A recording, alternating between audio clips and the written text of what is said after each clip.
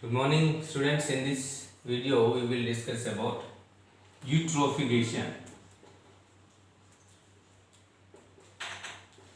Eutrophication. So, what is eutrophication? It is the excessive growth. It is the excessive growth of algae, plants, and animals in water bodies due to nutrient enrichment, particularly nitrogen and sulfur. That is, this phenomenon is called eutrophication. The excessive growth of algae, plants and animals in water bodies due to enrichment, particularly nitrogen and sulfur, is called eutrophication. Eutrophication, it is of both natural and accelerated. Natural and accelerated. Accelerated is also called cultural, or it is man-made. First one is natural eutrophication. What is natural eutrophication? Natural eutrophication, it is the nutrient enrichment of water bodies due to natural aging of water bodies.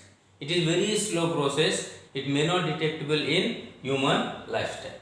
In natural eutrophication, a young water body, it has clean and cold water. Then runoff and strains draining into water bodies, they add nutrients, particularly nitrogen and sulfur, which support the growth of free floated plants. Then free floated plants make the conditions suitable for the growth of next trophic level. That's why the water body become shallow and warmer. It becomes shallower and warmer. When it becomes shallower and warmer, then the warmer organisms become appear.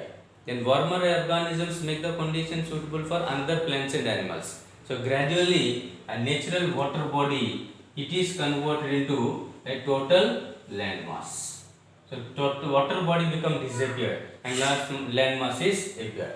This process occurs naturally, but it is a very slow process. But finally, a young water body converted into land mass. This process is known as natural eutrophication. And next one is cultural. Cultural, it is due to human activities. This eutrophication is due to human activities like discharge of sewage or discharge of effluents, industrial effluents, these are. And when a discharge of sewage and effluents, they are also rich in nitrates and sulfates. And these nitrates and sulfates, they support the growth of free floated phytoplanktons. These planktons, they change the coloration of water body. The coloration of change water body due to excessive growth of phytoplanktons is known as water bloom. Water bloom, in many water bodies, the water bloom was caused by blue-green algae. And this water excessive phytoplanktonic stage, it is quite harmful to both plants and animals. And in some cases, so this type of nutrients, they also support some free floated plants like water hyacinth. Already I told you, it is also known as water hyacinth is also known as terror of Bengal. And this blue-green algae, they are also good indicators of pollution. They are the indicators of pollution. So these are two types of eutrophication, natural and cultural eutrophication. Now we will discuss about sewage treatment, the main source for water pollution. The main source for water pollution, that is due to domestic sewage. What is domestic sewage? Everything passed into sewer from residential areas, municipal wastewater, industrial wastewater, plastic, paper. So all these consist domestic sewage. And how domestic sewage contain 99.9% is water, only 0.1% is impurities. How it can be treated. And sewage, next topic is sewage treatment. Sewage treatment. So sewage treatment, usually it is treated in sewage treatment plants. Sewage treatment plants. Sewage treatment plants have three treatments: primary treatment,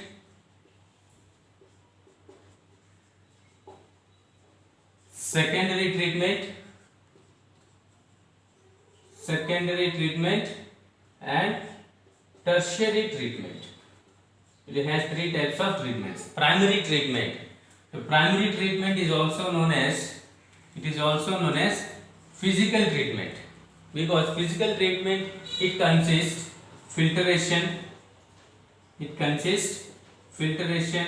and sedimentation. So filtration is carried out by large number of filters, and sedimentation, it is with the help of chemicals. In filtration, initially the sewage is collected into large open tanks. This is sewage. 99.9% is water, and only 0.1% are their impurities. When sewage is collected in large open tanks, then with the help of various filters, the large suspended solids or free floated solids, they are separated with the help of filters. Sequential filtration removes both suspended solids and floated solids. Now this filter, after filtration, the filter is transferred into large settling tanks. When the filter transferred into large settling tanks, they are not open tanks. Large settling tanks. Then here in settling tanks, the filter also consists silt, clay, large sized pebbles are also present, and all these. So after the filtration, the filter is transferred into settling tanks. In settling tanks, if you observe this settling tank, then it has filtered effluent. Then in the bottom, large sized particles like silt, clay and pebbles, they are settled down, and the supernatant is above the area. And this settled, in some cases, iron sulfate and aluminum sulfate is also used to precipitate more number of solids. And which is the more number of solids which are precipitated at bottom of the settling tanks, they are called primary sludge. And this primary sludge, the primary sludge is transferred into another tanks for the production of methane. And this supernatant is called effluent. Effluent means water. This supernatant is water, and water is nothing but effluent. Then effluent is taken for secondary treatment. In primary treatment, there is no involvement of living organisms. That's why the primary treatment is also called physical treatment. In physical treatment, mainly sequential filtration and sedimentation. So sedimentation, it is only due to precipitation of various large number of solid particles settled down in the settling tanks. Now in secondary treatment is also called biological treatment, because large number of microbes or living organisms are involved. And secondary treatments are various types, but the common secondary treatment, that is activated sludge system. Activated sludge method. In this method, initially the primary effluent is taken. The primary effluent is taken into aeration tanks. And this aeration tank, it has small amount of activated sludge of previous treatment, because it is a continuous process. The previously treated active sludge, small amount of active sludge already present in aeration tank. And this small amount of activated sludge, it contains large number of millions of aerobic microorganisms, mainly bacteria and fungi. These two fuse to form a mesh-like structure, and this mesh-like structure is known as flocks. Flocks, usually they reduce the amount of biochemical oxygen demand to 10 to 15% of its raw BOD. Now the small amount of some solids and solid particles settle down in the bottom of the tank, and this is the effluent, and this one is called secondary sludge. This one is called secondary sludge, and this one is called secondary effluent.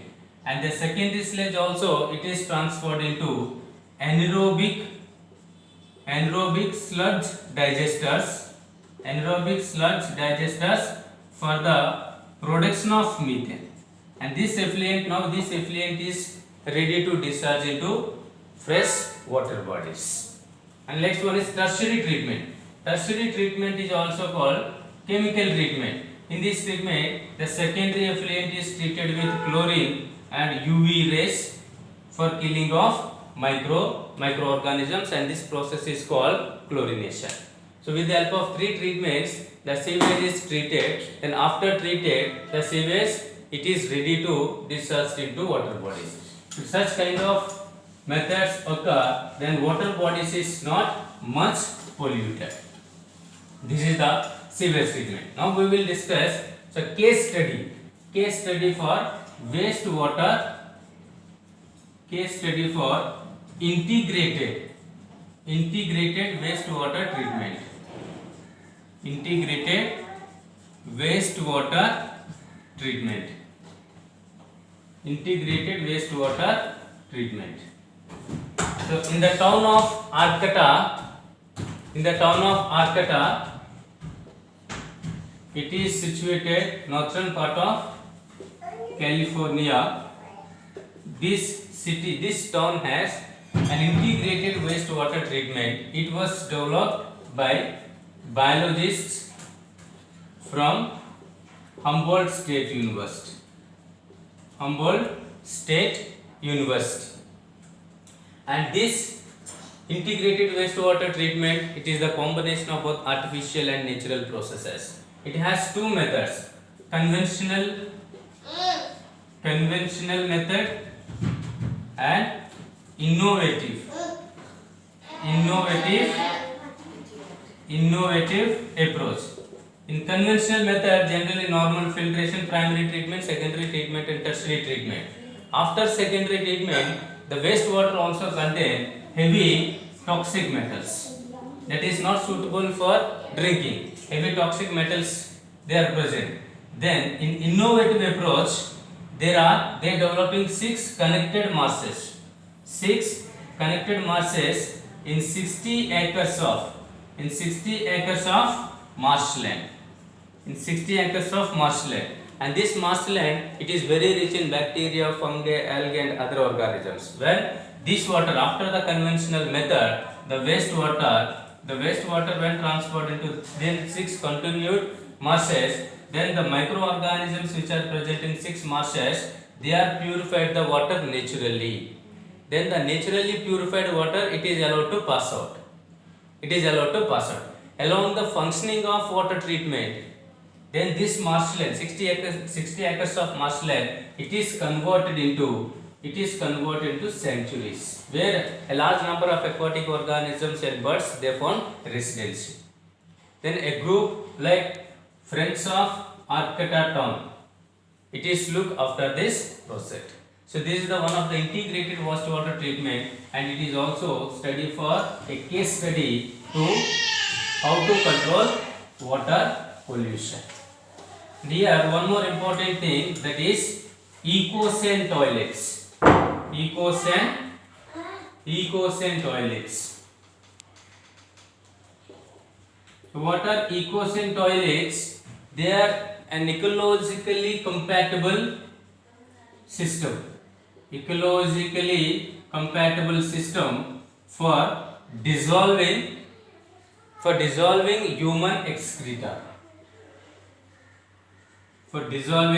human excreta. These excreta is used in the dry toilets. Usually it is occurred in dry toilets, and these toilets are called Ecosan toilets. there is an ecologically compatible system for dissolving human excreta. It is used in dry toilets, is known as EcoSan toilets. Here no water is required, and here the human excreta is also converted to natural fertilizer. It is the source of natural fertilizer. And this type of EcoSan toilets, they are already working in some parts of Kerala and some parts of Sri Lanka. So these are the EcoSan toilets. For NEET exam, it is very important point. So from this point, water pollution is completed. Now we will discuss about pesticides. Generally, pesticides, spraying of pesticides over crops, they are also enter into water bodies due to surface runoff. In excess of their concentration, they cause immediate and mass scale death of aquatic animals. The best example for this one, that is known as biomagnification. Biomagnification. So what is biomagnification? Heavy metals and toxic substances, toxic heavy metals and persistent pesticides, like DDT, diphenyl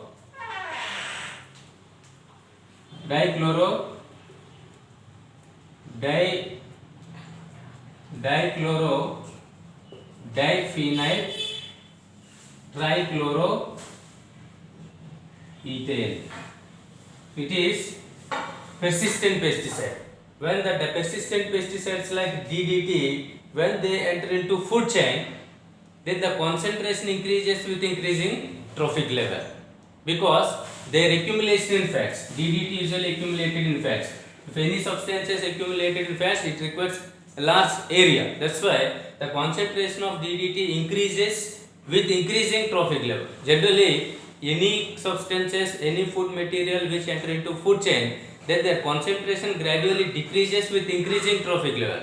But exceptionally, persistent pesticides like DDT, the concentration of DDT increasing with per unit weight of organisms with their rise in trophic levels. And this phenomenon is called biomagnification, or it is also called biological amplification. Biological amplification. For example, 0.003 ppb of DDT present in water bodies. When it is sprayed, and this much of DDT spread in water bodies, then the next stage is phytoplanktonic stage. The next stage is the first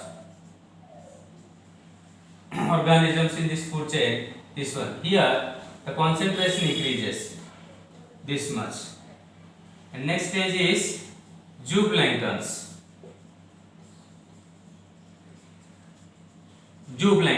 In zooplanktons it is 0.04 ppm. Next, small fishes.